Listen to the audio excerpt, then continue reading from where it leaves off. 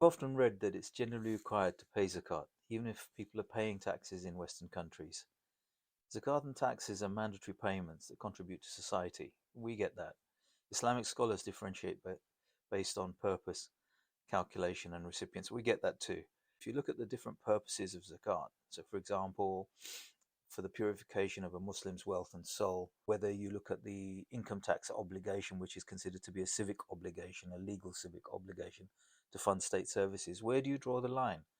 After all, the state provides for poor people. We know this.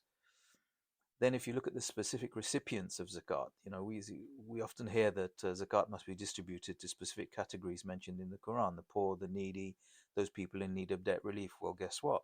The state provides those as well.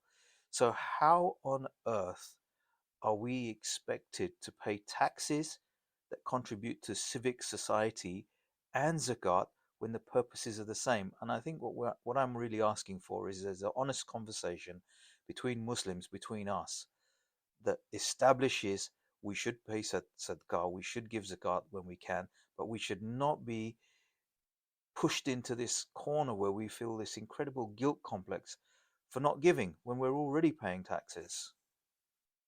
Tell me what you think. I'm trying hard not to frame the conversation around zakat on entirely personal grounds. But it's difficult, right? Because it's your money, so it is personal.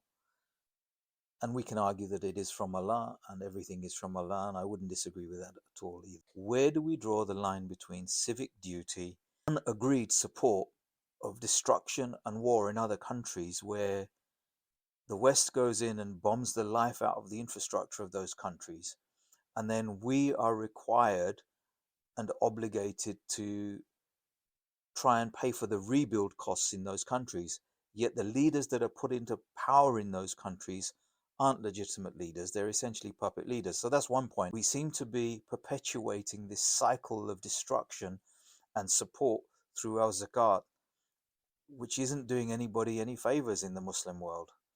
Then the other point that I'm really aggrieved about is the way in which mosques seem to pop up everywhere, and people build these wonderful institutions for themselves.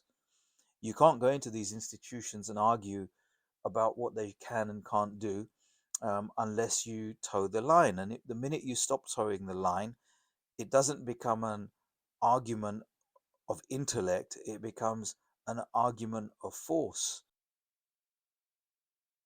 So, on the one hand, we have the masjids looking for money to support the operational costs.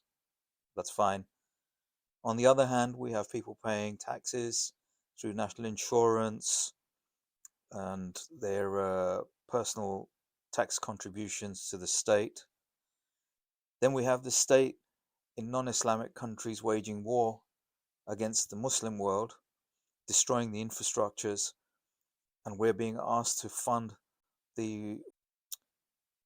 And then you have this class of people who I would probably describe them as university graduates who come out of universities having studied Islam and now need to find jobs.